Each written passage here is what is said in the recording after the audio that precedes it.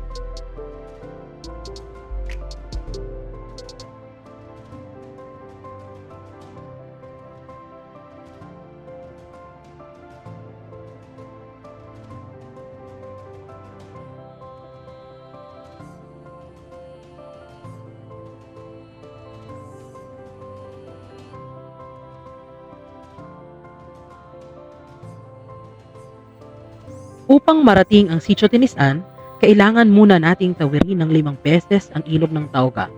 Sa ating paglalakad ay nakasalubong natin ang ating mga kaibigang katutubo na may ngiti sa kanilang mga labi, punong ng ligaya habang lumalaban at hinaharap ang hamon ng buhay.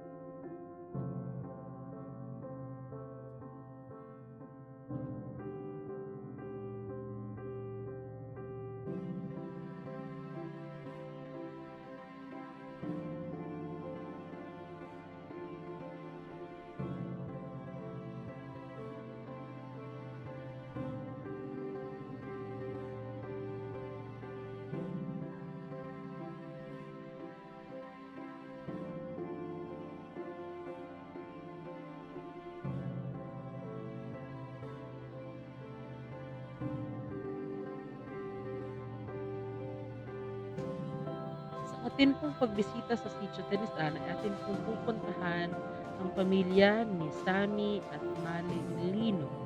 Sila po ay may 4 na mga anak at sa kasalukuyan po ay sila'y naninirahan kasama po ng kanilang mga anak. So atin pong tuklasin at kilalanin ang kanilang kasaysayan.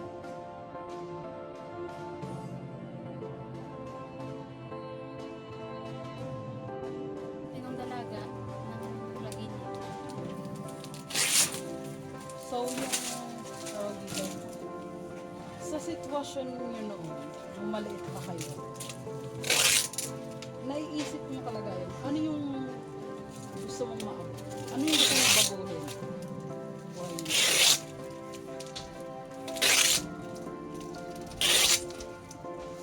Noon kayo, may wala pang sa pag-aaral, hindi sa pag-aaral. Diba, dati ang mga bata ay nag-interesado talaga sa maso.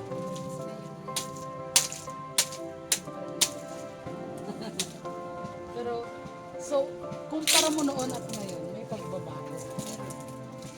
Iba noon at ngayon naman. So, yung education ko malaking factor kung saan.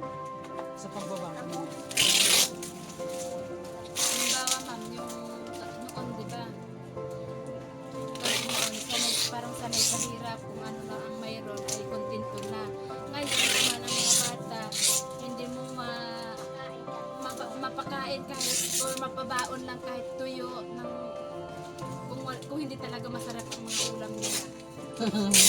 Talaga. Pero no? pag noon, At saka ma'am noon, buti. ang ang baon kahit 5 piso kaya piso kunti na. Ay ngayon, hindi mo talaga mapabaon ng piso, 5 piso talaga, 10 pa. Ayaw pang pumasok ka. Pero noon, yung piso ang hirap mo hanapin. Ngayon, ang mga piso kahit paano makakita ng bilisan na. Ikaw, Inang, ano yung na sana maranasan mo yung tinatawag?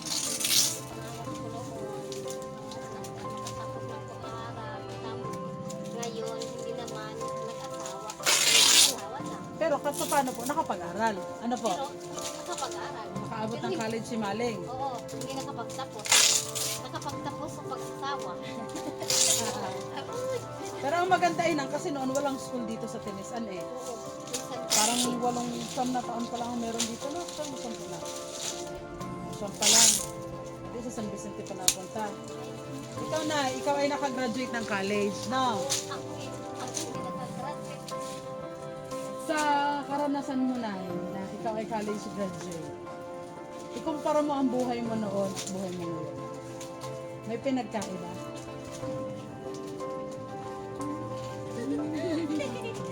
Meron po. Ano yung kung pagbibigyan ka ng pagkakataon, pagbibigay ng advice dito sa mga bagong tubo ng Pilipinas, ano yung pwede mo yan? Ano yung gusto mo sabihin? Ano po, sipag lang. At syaga. Kasi po, di ba minsan yung sa school, pag wala kang baon, ayaw mo nang pumasok. Pero kapag talaga gusto mo talaga pumasok, kahit wala kang baon, papasok ka kasi gusto mo mag-aral. Kapag tapos.